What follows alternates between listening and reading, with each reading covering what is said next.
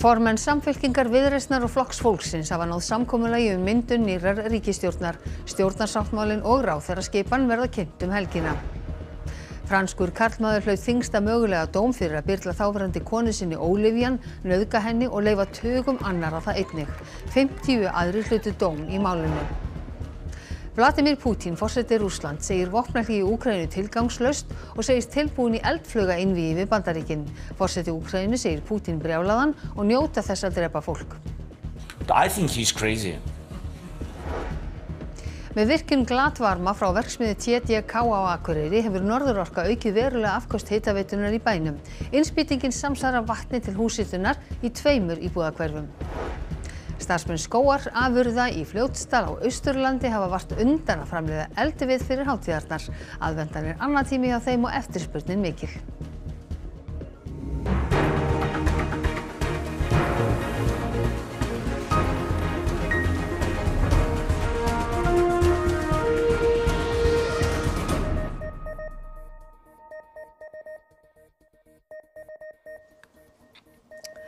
Komiði sæl. Ný ríkisstjórn Samfylkingar, Viðreisnar og Flokks fólksins verður kynnt helgina. Formenn flokkanna hafa náð samkomulagi stjórnarsáttmála og skiptingu ráðuneyta. Linda Blöndal fréttamaður í smiðjuhúsi Alþingis þar sem formennirnir tilkynntu þetta nú síðdegis. Það söguleg stund, Linda, framundan 3 konur sem mynda ríkisstjórn. En hvernig verður ráðuneytum skipt á milli flokka? Já, við fengum ekkert að vita hvernig ráðuneytunum verður skipta milli flokka, en eins og Kristrún sagði að þá verður það kynnt þingflokkum og stofnunum flokkana nánar og á morgun líklega, en það sem að við fengum að vita var til dæmis þetta og þetta eru þær stöllur í dag. Við erum búin að vera að funda stíft núna í vikunni og erum komin á þann stað að við erum búin að ná saman og stefnum að því að kynna stjórnarsáttmála núna helgina. Þannig að næstu skref verða að svona ganga frá loka endum í málum og við þurfum að funda með okkar fólki og fara yfir ákveðin atriði. En stefnum sem staði að kynna sáttmála núna helgina. Eru þið búin að ræða ráðuneytin, skipting ráðuneyta? Já, við erum búin að gera það. Við erum búin að ræða skiptingu ráðuneyta á milli flokkana og munum kynna þær tillögur okkar fyrir okkar fólki núna á næstunni. Hvaða ráðuneyti verður fækkað? Við munum bara sýna á spilin helgina þegar þetta verður kynnt og þá fáið þið líka að sjá svona heildarsýnina og hvernig við erum að nálgast þetta. Þannig að það skiptir auðvitað líka máli út frá sáttmálanum og heildarhugsuninni að verið farið yfir ráðuneytisskipan. Hvenær áætlið þá að ríkisstjórnin verið mynduð kynnið sáttmálanum helgina? Hugmyndin náttúrulega í kjölfari. Já. En það gerist á helgina, þetta verður á sunnudaginn fundið með forseta eða? Já, þetta nú bara skipulagsatriði á þessum tímapunkti, en við stefnum að því að kynna sáttmálann og að fara í að mynda nýja ríkisstjórn helgina í kjölfarið. Nú eru þau ekki í einn og sami flokkurinn og það hefur þurft að gera málamiðlanir. Í hverju liggur stærsta málamiðlunin í þessu samkomulagi sem þið eruð að landa? Ég verð nú bara einfaldlega að segja það að þegar við skoðum betur stöðu okkar þriggja hérna og okkar flokka, það er rétt hjá þér, þetta eru 3 flokkar, að þá er miklu fleira sem sameinar okkur og okkar fallega hjarta heldur nokkuð tíma ágreiningsefnin. Þannig að í raun og veru þá er búið að ríkja alveg ótrúlega mikið traust og hlýja á milli okkar þriggja í þessari þéttu vinnu. Þannig að ég get nú bara sagt að við alla landsmenn núna að ef að þið fáið þessa fallegu ríkisstjórn í jólagjöf, þá myndi ég segja það að þjóðin okkar væri virkilega blessuð og ég hlakka til að takast á við þetta og það gerum við allar. Linda Blöndal, þú ert enn í smiðjuhúsi Alþingis. Hvað gerist næst? Það er að segja, hver eru formsatriðin? Já, það er nú bara eins og kom þarna fram að þá verður þessi stjórnarsáttmáli kynntur þingflokkunum og stofnunum flokksins sem og skipan ríkisstjórnar. Nú síðan verður það kunngjört þjóðinni á blaðamannafundi líklega hvernig sáttmálinn lítur út og ný ríkisstjórn og þá fer síðan ný ríkisstjórn á ríkisráðsfund á Bessastaði og þá er ekkert annað en að fara í lyklaskipti. En þetta er það sem að kom fram hér í dag og við kveðum hérðan frá Alþingi. Takk fyrir það Linda Blöndal og við fylgjumst að sjálfsögðu með allri þessari atburðarás á næstu dögum eins og hún fer fram. En þá förum við til útlanda og snúum okkur að allt öðru. Giselle Pelicot hampað fyrir hugrekki sitt eftir að dómar voru kveðnir upp í einhverju umtalaðasta kynferðisbrotamáli síðari tíma. Fyrrverandi eiginmaður hennar hlaut þyngsta mögulega dóm í Frakklandi. Giselle Pelicot var ákaft fagnað þegar hún gekk inn í dómshúsið í Avignon í morgun. Gracias, gracias, gracias. Inni í dómsal hallaði hún höfðinu upp að vegg og horfði á sakborninga og meðan dómur var kveðinn upp yfir hverjum og einum. Dominique Pelicot, fyrrverandi eiginmaður hennar hlaut þyngsta dóminn, 20 ár, fyrir að byrla Giselle Olivian, nauðga henni margsinnis og leyfa tugum annara að nauðga henni á meðan hún lá meðvitundarlaus. 20 ár eru þyngsti mögulegi dómur í máli sem þessu í Frakklandi. Je disais au début des débats que Monsieur Pelicot n'était pas forcément le chef d'orchestre et les autres n'étaient pas les musiciens. Pour autant, je pense que par l'énoncé de ce verdict, la Cour a condamné le chef d'orchestre en faisant une différence justement entre lui et les différents musiciens qui composent cet orchestre, dont acte.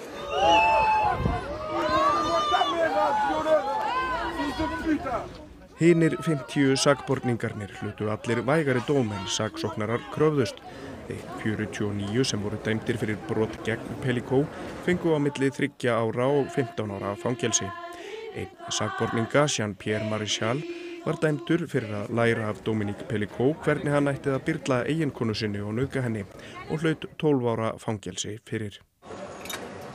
J'ai voulu, en ouvrant les portes de ce procès le 2 septembre dernier, que la société puisse se saisir des débats qui s'y sont tenus. Je n'ai jamais regretté cette décision. J'ai confiance à présent en notre capacité à saisir collectivement un avenir dans lequel chacun, femme et homme, puisse vivre en harmonie, dans le respect et la compréhension mutuelle. Je vous remercie.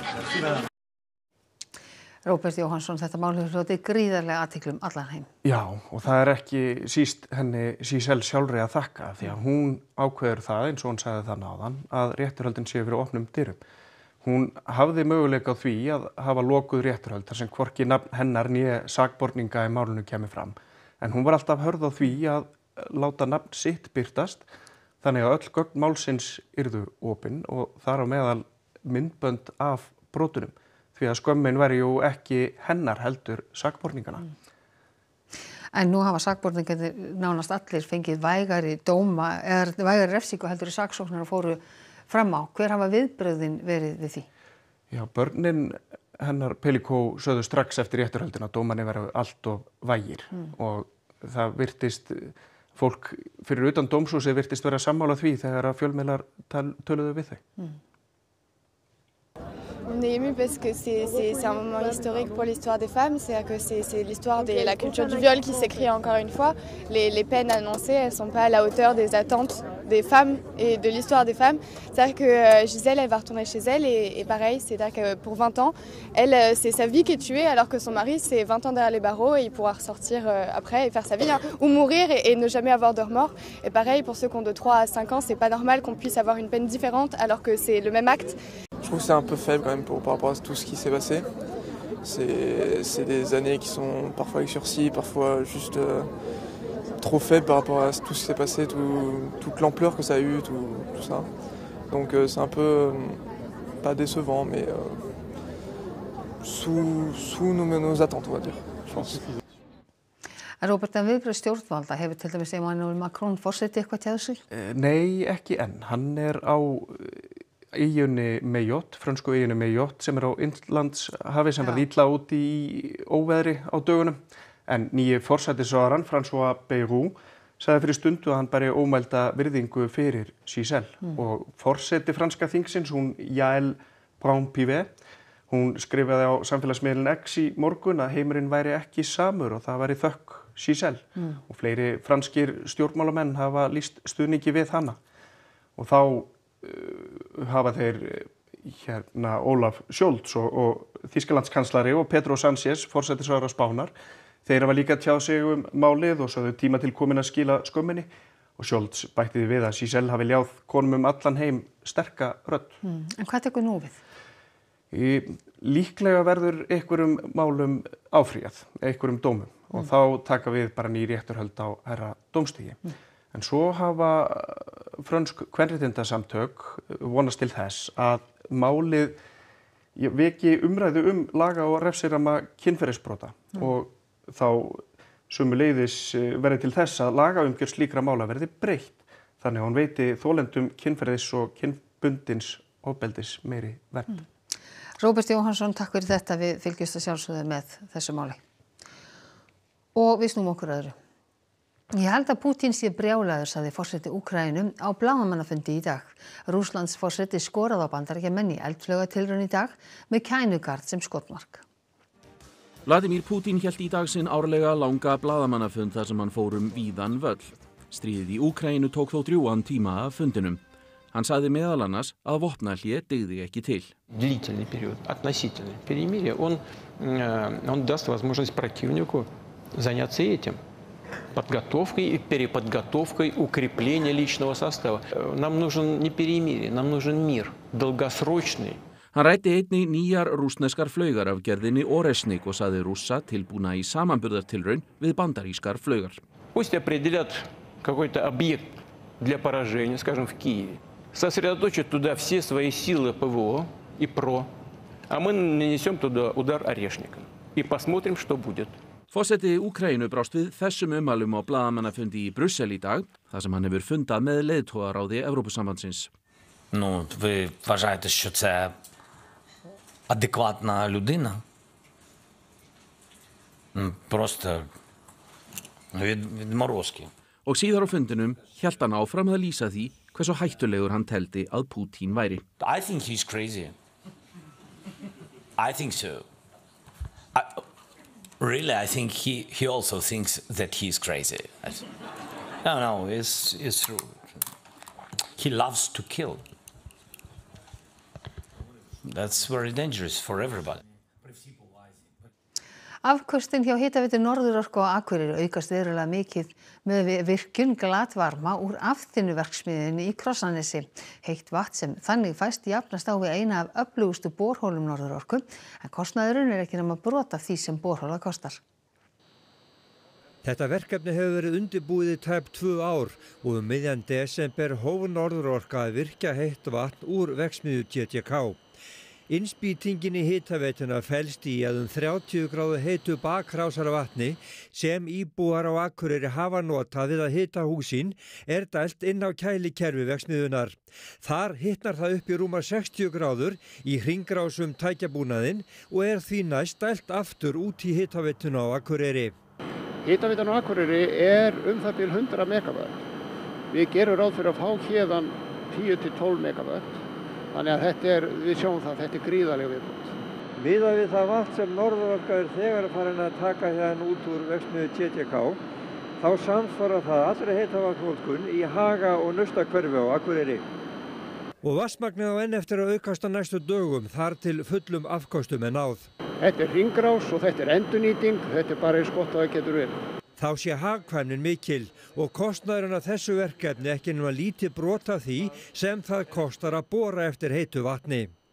Við á næsta ári að hefja framkvæmdir út í Ytri-Haga við að bora og virkja holur þar.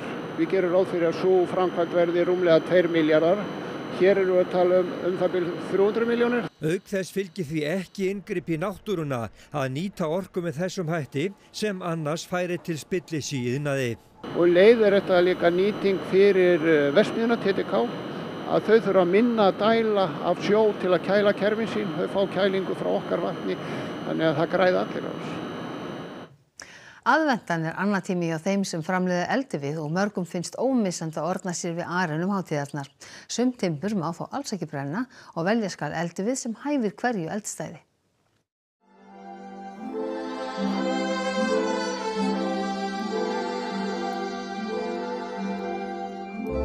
Chestnuts roasting on an open fire. Jack Frost nipping at your nose. Það nóg að gera fyrir jólin.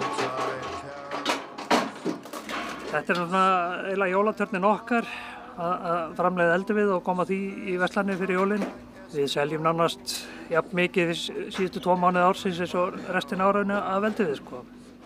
Við erum komin inn í Fljótsdal í fyrirtækið Skógarafurðir. Þar keppa starfsmenn við að skaffa landsmönnum hátíðarbrenni. Það timbur sem ekki hentar í smíðavið er klofið í eldivið og mikilvægt er að þurrka viðinn passlega í klefunum. Og að þurrka þessa og við þurrkum þetta öspina niður svona 15%. Það var svona klingi vel í kubbanum. Það þarf að þurrka þetta vel til þess að koma minni reykur úr trombónum. Birkið er frátekið fyrir pítsubakara en í Arna og Eldstaði er mest selt af ösp og lerki. Eldiviður er nefnilega ekki það sama og eldiviður. Við viljum ekki nota hvað sem er í arinn okkar. Við viljum ekki brenna gagnfóorðnuð efni. Það eru eiturgufur í því. Við viljum nota hreinan við. Við notum lauftré í opin eldstæði. Það snarkar ekki í því eins mikið og springur. Á meðan að bartré eru með harpexi og þá snarkar í því og þá ætlum við þau í lokuð eldstæði eða hafa neistagrind fyrir arinn. Sífellt fleiri fá sér eldstæði á pallin sem kallar á meiri framleiðslu. Það fer svolítið eftir veðri hversu kalt er líka hversu mikið selst. Þetta er sákuð kósi heit að vera með logandi arinn í kringum sig, sko. Og eldur er alltaf líðandi, dáleiðandi.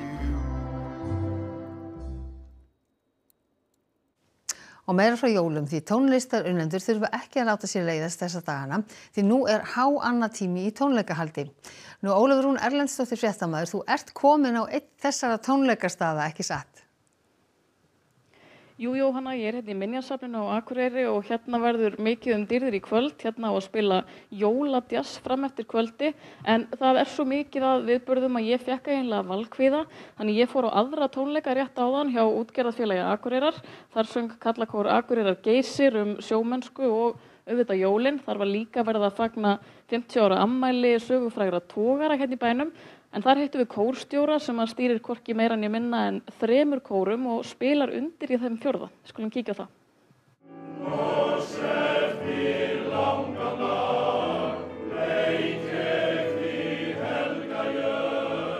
Jólin er að nálgast og það er megnið af þessu að verða búið.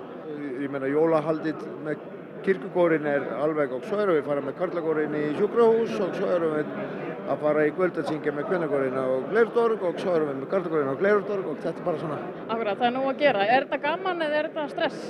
Ég myndi segja að þetta er ekki stress. Ég er búin að vera svo lengi í þessu en það þarf að skipuleggja þetta svo að þetta er allt fína lagi, sko.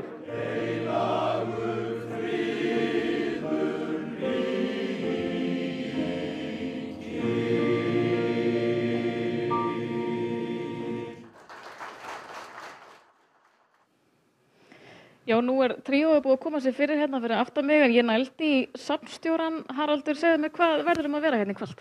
Herðu, hér er að fyllast hús af jóladjassi. Krissi, Eiko og Steppi ætla að vera hérna með jóladjass. Svo er þetta fyrstu tónleikar af 3 sem við bjóðum upp á, ókeypis tónleikar í aðvendunni. Þannig að allir komast á tónleika. Morgun í Davíðshúsi klukkan 5 og svo endur við hérna á Vetrarsólstöðum klukkan 2 með frábæra brasstónleika. Það voru nóg að vera hjá ykkur fram að jólum? Alltaf nóg að gera, sko. Akkurat, ég held að við ættum bara að snúa okkur að þessu flotta tónlistafólki og fá að heyra smá tóndæmi. Hvað segið þið?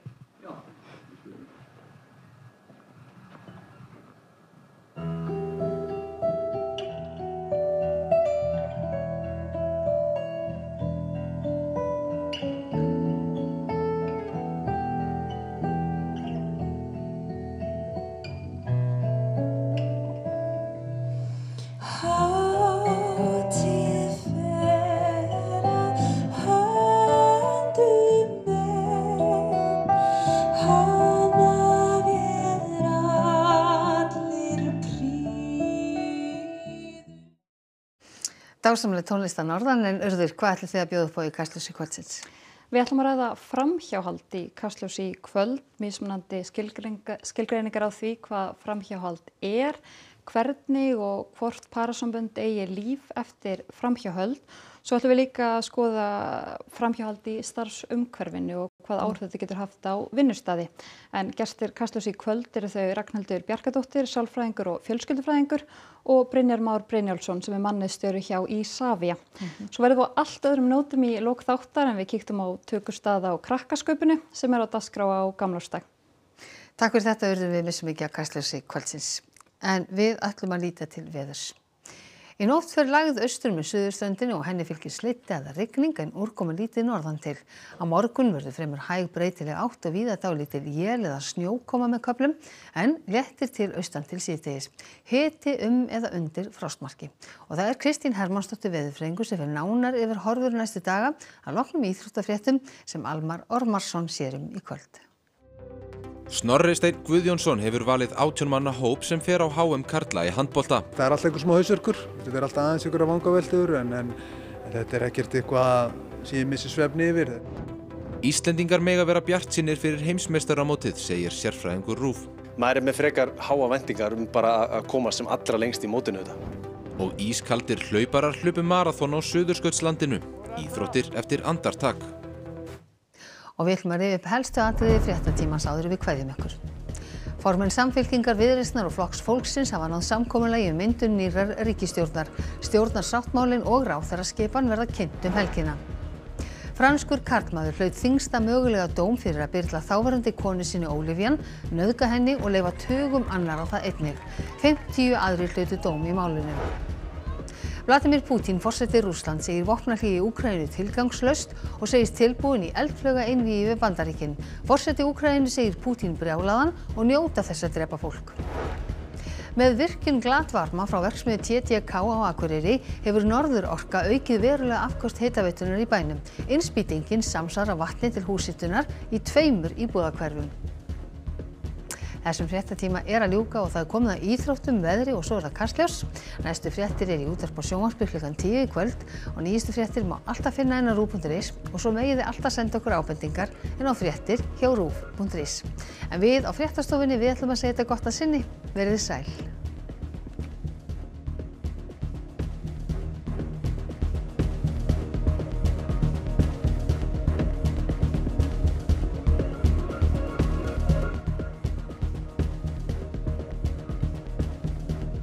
Á RÚV í kvöld. Matarmenning, fróðlegir danskir þættir þar sem þáttastjörnendur rannsaka matinn sem við borðum daglega. Larkinsfjölskyldan heldur jól. Sérstakur jólaþáttur hina litríku og lífsglöðu Larkin-fjölskyldu. Þættirnir gerast í Kent-sýslu á Englandi 1950. Hamingjudalur, verðlaunuð bresk spennuþáttaröð líf og störf